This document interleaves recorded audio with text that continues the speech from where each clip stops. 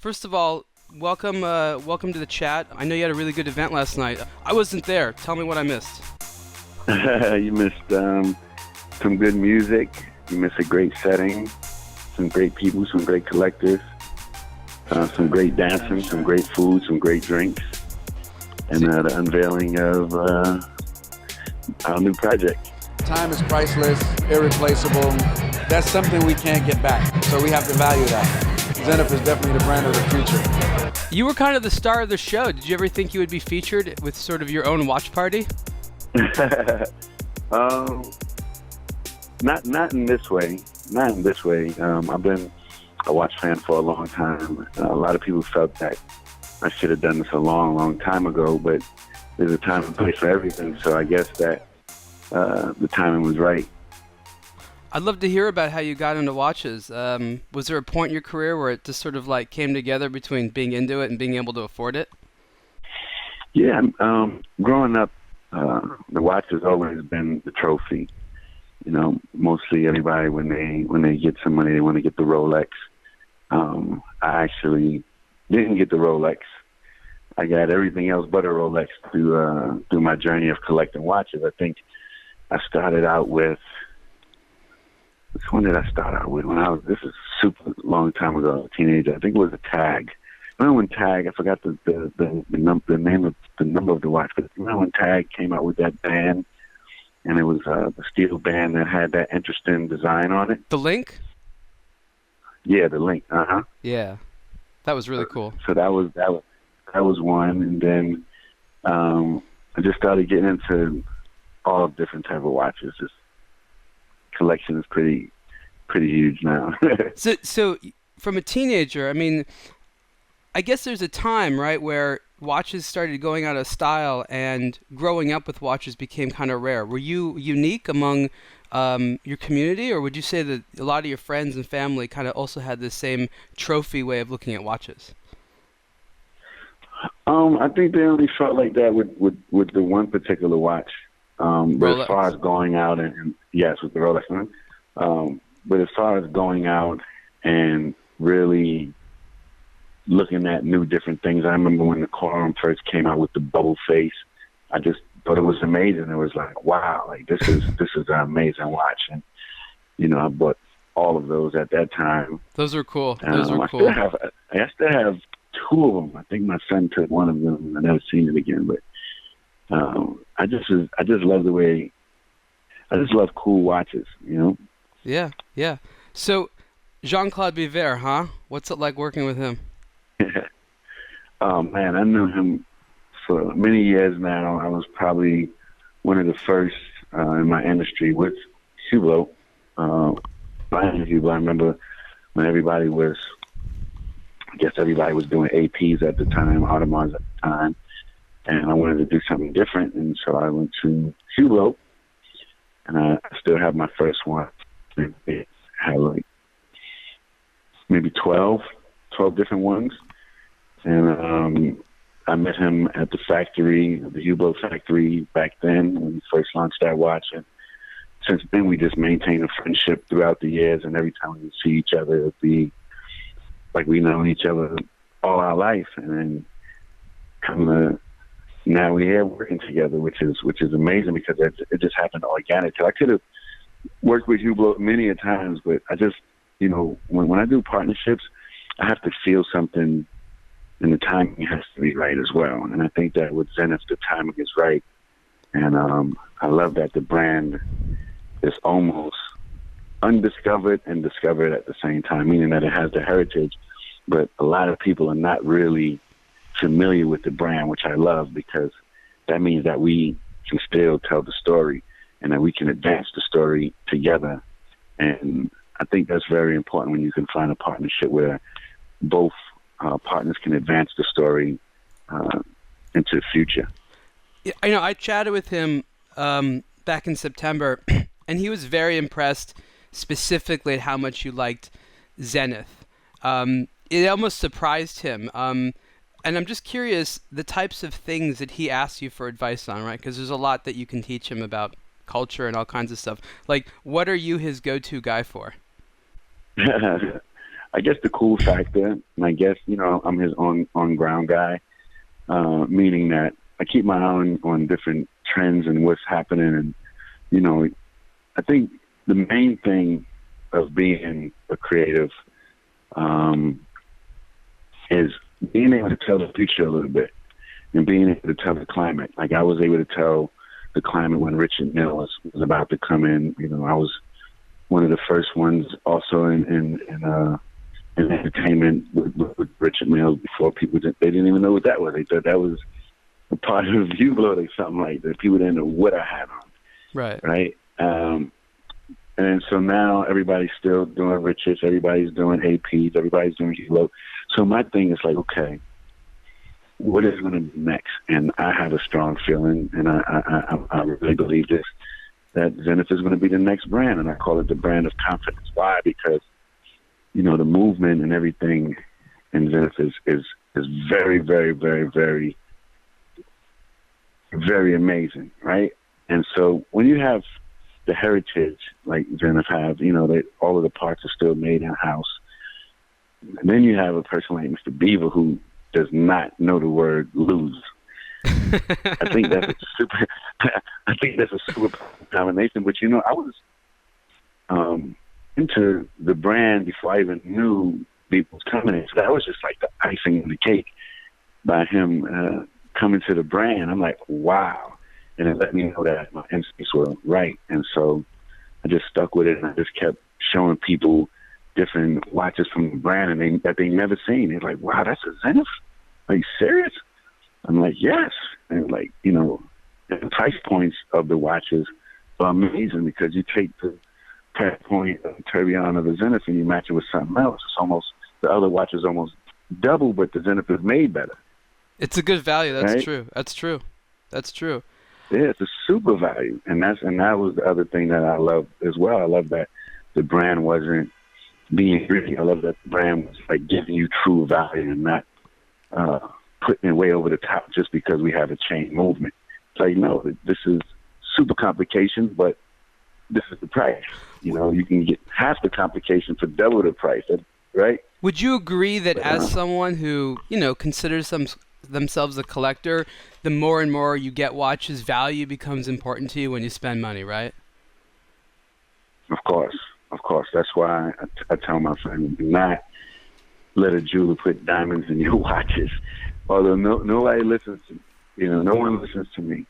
And you got to let people do what they do. So you tell them not to put diamonds in the watch? Yeah, not to, you know, you can't have an outside jeweler put diamonds in a watch. Oh, aftermarket. Yeah. Yeah, you can't do the aftermarket. It kills thing. the value. I mean, that's like the trend.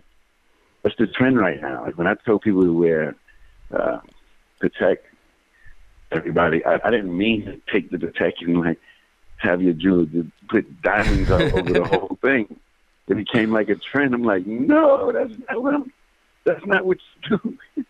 Okay. Pass that down to your kids. I got an important question. 'Cause look, I did not grow up with hip hop music, but a lot of my colleagues did, a lot of my friends do, and of course I'm familiar with the world. And I think the one thing I think of when I think about watches in hip hop is diamonds. And I understand why diamonds are there. They are trying to tell their community, yo, I made it. Diamonds are expensive. Yeah. You know that. I knew that. But my question is this, and there might be some out there, I don't know, but is there possibly a post-diamond watch world in the hip-hop community where, like, you can still look cool on stage but not necessarily have a watch with diamonds on it? Is that coming anytime? I think it's there. I just think that comes with, you know, being getting more mature with time. You know, a lot of the artists that are doing the diamonds, you know, my watch that I released yesterday have diamonds in it. It sure does. Right? Yeah. You know, over 300, right? But I think there's tasteful ways to do it. And some people are just doing things because they see other people do it. Then you have people that's doing things because they love it.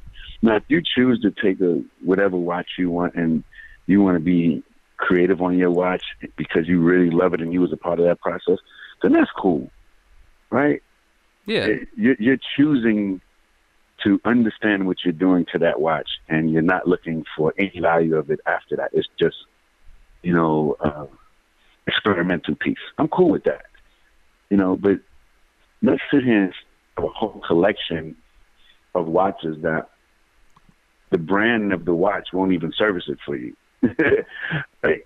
The brand of the watch wouldn't even touch the watch because of the aftermarket things that are done to the watch. Exactly. So I don't, but I think it's all educational, and that's why yesterday the other thing that you missed was that we had the watchmakers and on site, so people can go and figure out the importance of the movement and how to take apart a watch, put the watch together, and start the educational process and watch in the watchmaking world with this audience and this demographic, because nobody's never took the time out to teach anything about the watch world in music and sports and entertainment, right? So that's what I think is important, that it's our job to start doing, so people can start making the right decision, whether it's with our brand or with any brand. But we want it to be with our brand, but it's all educational based. So what you did is interesting here. You had Zenith take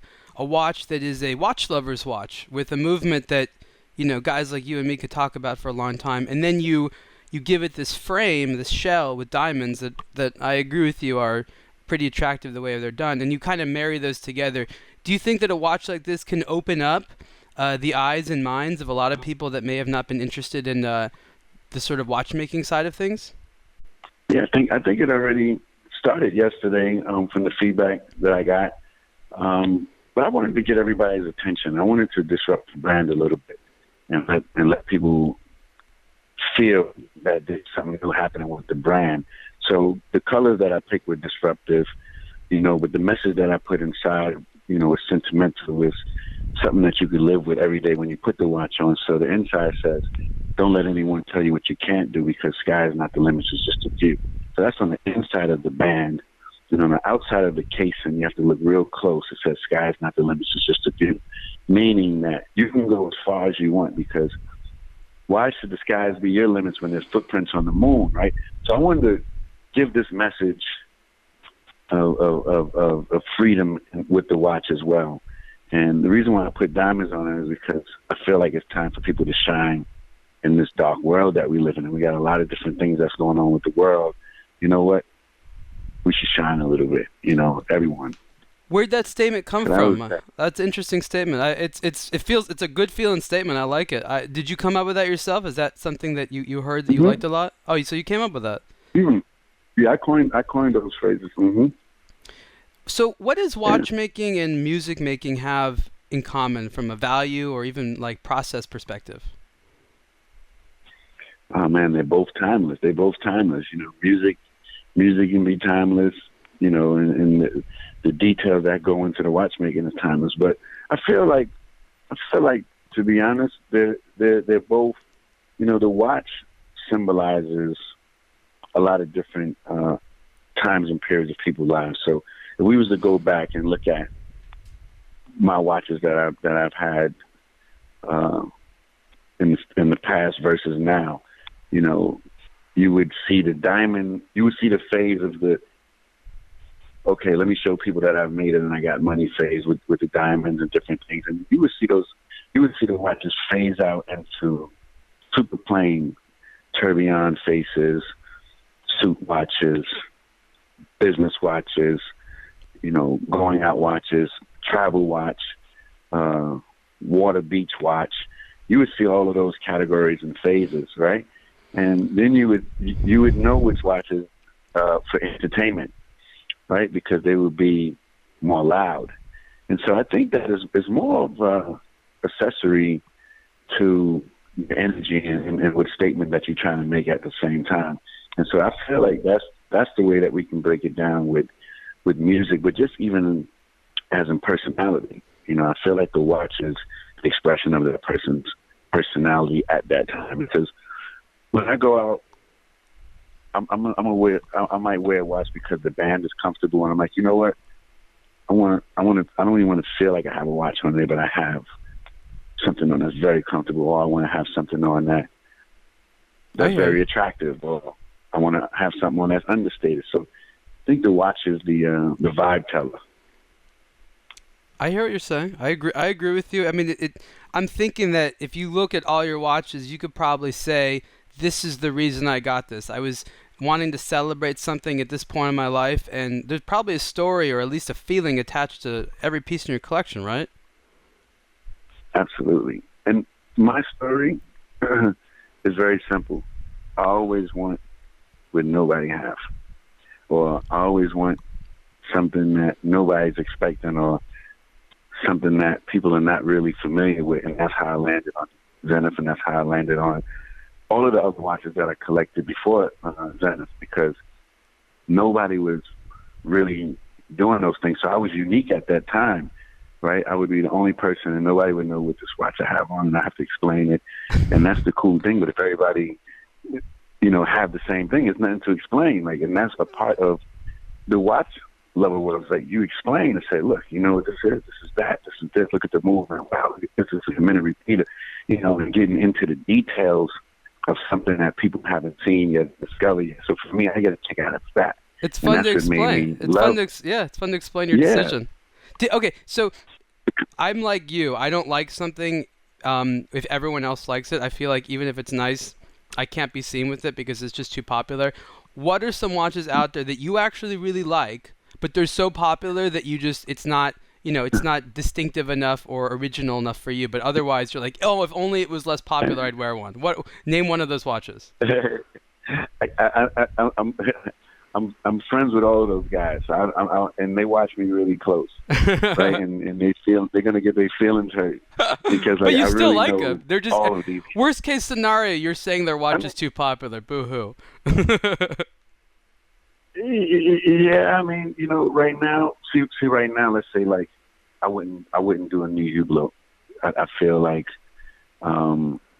just feel like a lot of people have them. I wouldn't, same thing with AP. Like I wouldn't, honestly, I wouldn't do anything but Zenith right now, to be honest, because I feel like everything that's in category that we would see a lot of, right? But what I would do is I would go back to my old Hublot, like my first one, and I would wear that. Yeah. And make that a conversation piece, right? Or I would go back to my AP skeleton, and first skeleton, and wear that and feel great about it, because I know that the odds of me seeing that on somebody else is very slim because of the timing. That watch came and it's now collectible, right? Or my AP concept. The first one, the carbon concept. Yeah. Well, the carbon concept is the second one. So, I play around like that sometimes. I think it's important, though. I think it can't be understated what you're saying, because as someone who's a taste maker, you got to go out and look for stuff. Like, no one really appreciates that you got to look at stuff, and it doesn't matter if it's cool. You have to say to yourself, do people already know about this? Because if not, there's no way of making a splash. I got to find something that is less common. Like, that's a constant hunt in life, right? It is. It's the hunt in life, and it gets disappointing sometimes because, you're constantly, because I might be in love with something, like what you said. I might be in love with something, but I might know 50 people that I'm going to see with it that month. I'm like, I don't want this guy to feel like I'm trying to be like him today. I just don't. Right? But then sometimes you're like, so what? Right? And it's also how you wear the watch. Like a watch that a person might wear as a prize watch, you might wear that, to be on the beach. And it gives it a different character, right? Yeah. It gives it a different character. It's like, okay, well, I'm just having fun with this. I hear you. Rather than, right? So the watch can change characters as you change your moves as well, which is interesting. So I'm going to ask a different question now. When you meet some Swiss people, do they think that your name, Swizz Beatz, was named after Switzerland? All the time. I mean, it almost all the time. It's like, are you Swiss? Like, I'm like, yeah, I'm Swiss, but I'm not Swiss, but I'm Swissin'. And it's funny because, I have another Swiss partnership with Bally, and, I'm just cool with the Swiss guys. Swiss. What does Swizz originate from? Like, where did that originally come from? Oh man, funny story. It comes back from a pair of sneakers. It comes back from the K-Swiss sneakers from way back in the days. I used to wear K-Swiss. I remember K-Swiss, sure. Yeah, everybody used to call me K-Swiss. And then I stopped wearing K-Swiss sneakers, but then people still call me K-Swiss. And I dropped the K. My first name is Kasim, so it's like the K-Swiss. Right? And then so I dropped the K, and I was DJ Swiss. And then that's when I was DJing, and then I went to producing, and I came to Swizz Beatz. And then I said, you know what, I got to get away from this K-Swiss sneaker thing. So I changed all the S's to Z, so SWIZZ BEATZ. And I changed the whole thing, and I said, you know what, I'm cool with that right there. Was K-Swiss actually Swiss? I don't even know. I don't even know. You know, at that time, I didn't even care. I know, neither did I. It was just like, okay, whatever. It's a name. Yeah. Yeah. I mean, man, I remember one time I was looking at buying the company. It's like, you know what? I should just buy it. Like, let's get this company and turn it around. And I want to go to their website right now. I'm like curious. I'm like, I want to know what the K-Swiss look is. You know what? I gotta say, if you haven't been there in a while, it's it looks like Adidas now. It's very Adidas-y. I've seen that they're doing a lot of track shoes, and you know they're not with the vintage model. They're trying to rebrand after. You know what happens is with the market share and anything, people want to lead towards those trends. So right now, Adidas is uploaded in the lead with the market share, even over Nike. So everything is going to trend to the Adidas look. Right. You know, and we see that in the watch. We see that in the watch world too. You see the cases change, and that's the one thing that bothers me when a brand has a strong identity and they change their case and go after something that they know is getting a little ahead. Like, no, stay in your DNA and create something different and make them chase you, right? No, I hear you. So let me ask you a question. We know that right now, at least a large part of the mainstream world is focusing on modern, connected smartwatches and stuff like that. And obviously Tag has luxury versions of theirs. Are we coming to the point where, you know, smartwatches are so popular that the luxury versions of those might be what's on the wrists of a lot of artists? And does there need to be is there going to be like a cultural like selection people need to make? Like, do I go on stage with a traditional watch or do I go on stage with a smartwatch? Like, is that a decision people are going to start having to make? I think that's going to all be based on the technology. I think the way the technology stands right now, people are okay still with having a physical watch. There's still something about that tick. There's still something about seeing that movement in those skeletons. There's still something about the weight of that watch that people are just still in love with. And until somebody really, really, really master that thing with technology where that watch can do something that we haven't seen yet or even heard of yet, then I don't think that we have anything to worry about. I think that it's a good balance with what Tag is doing, and there's a customer base for that. I think that the art of collecting is still going to be strong because, you know, the watches are like art pieces. So that's where the value is going to hold. You know, when you get a great Zenith or you get a great Protector, you know, that you can keep passing down. The technology is going to keep changing and advancing and changing and advancing. That watch is going to stay the same. And just to know somebody's hands and some screws and some mini tweezers put that together with their hands. There's just something about that I feel is very powerful still. No, I agree. I mean, I review both, and I find myself like only wearing smartwatches. I'm like hiking or something like that, and I want to like track my hike. That's good. I would wear a smartwatch on all of those adventures, all of those trips, and I think that's where the market has to, the programming for that has to go to those markets right there. But when you're going out to dinner, you're gonna want to put something solid on. You want some cool. Swizz diamonds. Yeah, gonna have some fun, you know, some Swizz diamonds, and or we could do it without the, less can be more. See, you got over your diamond stage. I haven't got into it yet, right? I haven't got to that point where I'm like, I can afford this. So I look at this and I was like, all those baguettes, that looks really fun. And you're like, been there. No, I think it looked fun. To be honest, I think it looked fun. You know why I think it looked fun? Because of the watch that's on.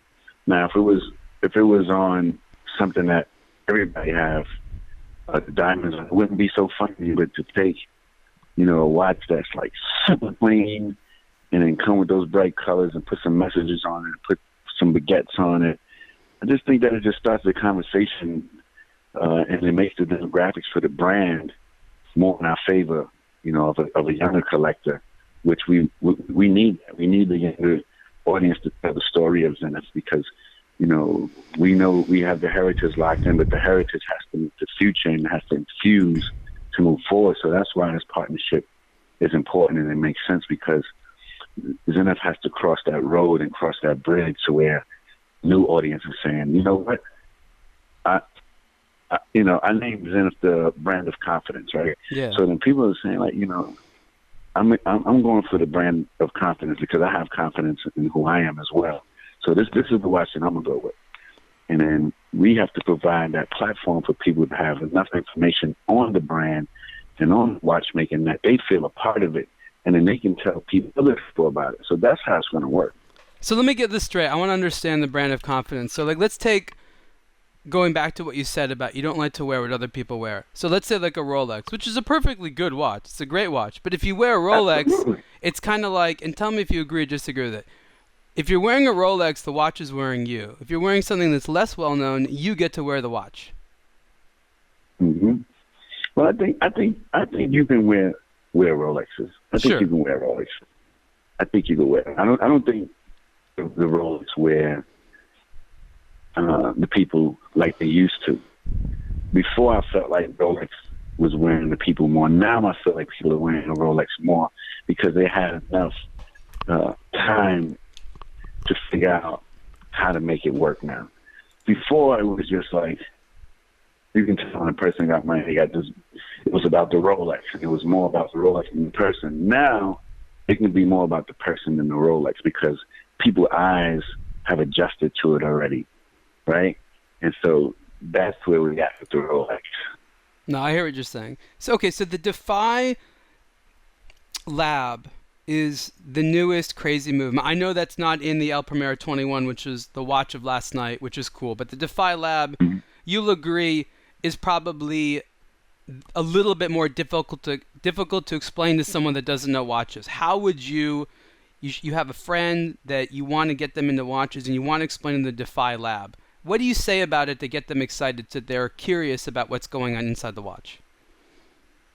Well, first of all, when they see the outside, the interface of the watch moving like that, they're going to know that this time they've never seen before. Yeah. Right? And, they need to understand it's the fastest movement period that exists.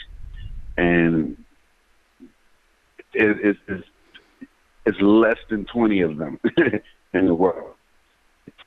That watch is not even a conversation for the buyer because it's a super limited edition piece. And what I would explain to them is that this is why Zenith is an important brand because it can jump up and do things like this at any given time and change the climate, right?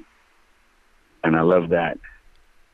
It's a very, that watch is a disruptor as well. Sure is. That watch is a very disruptive watch, and it shook the watch world up that I felt in that. And what was cool was that people didn't even know I was a part of the brand because we didn't do the announcements and things. People was coming to me to tell me about the watch. That's what I love. Really? It's like, man, you have to see this brand. It's this brand called Zenith, and you got to see how the watch move, and it's and it was on one of my chats with my classmates. And they had like a long conversation about the watch, and I told Mr. Beaver, I said, look, you're doing something right. They're talking about it. That makes sense. That makes sense. Okay, so orange, white, and diamonds. You are really into wearing your watch on the right area, where are you going to wear this watch? Where are you going to make this watch look as cool as it can be? Right now, I'm taking it to Art Basel, at my new collection's art fair, and I'm gonna wear it there with, because that's the place that's that those colors will be vibrant, nice in Miami, and that orange band and around all of that artwork, and the bezel at nighttime for the parties and everything like that. I'm gonna have it on everywhere because orange is one of my favorite colors. And it speaks urgency as well. It attracts the eye very quick, and the diamond's just the icing on the cake. And then when people ask me about the watch, I want to take it off. I want to show them the message inside. I want them to hold it. I want them to feel the weight, everything, right? So after this announcement, people they're going to want to really see it up in person. So I'm gonna be modeling it, I guess. You're gonna be a great model, Swizz. One last question. I know you got to get going. Thank you.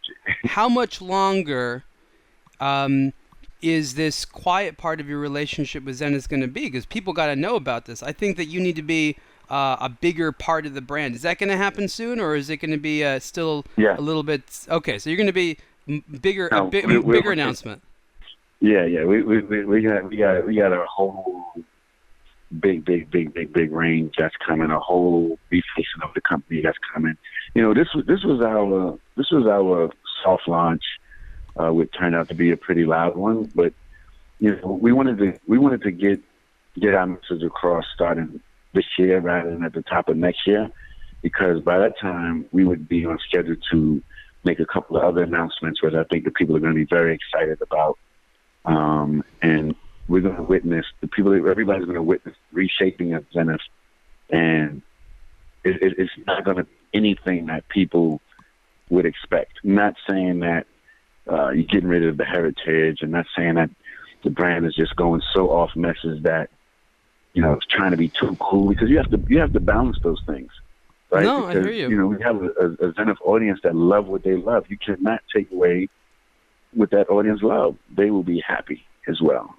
Right, but then you have the new audience, which we have to do groundbreaking things, and we're going to have that available as well. And then we're going to make this conversation to where when you have a Zenith on and you're a creative, or you're around creativity, or you love creativity, it fits in that space, right? It fits in that space very well, and it's going to be fun. It's going to be fun. And Julian is, quite the CEO, and Mr. Beaver is quite the mastermind, and I'm quite the disruptor. So I love it.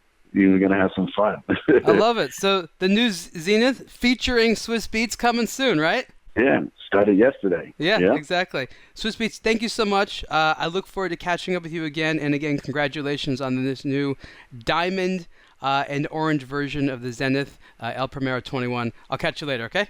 Thank you. Okay. All right, thank you. Okay, bye. All right.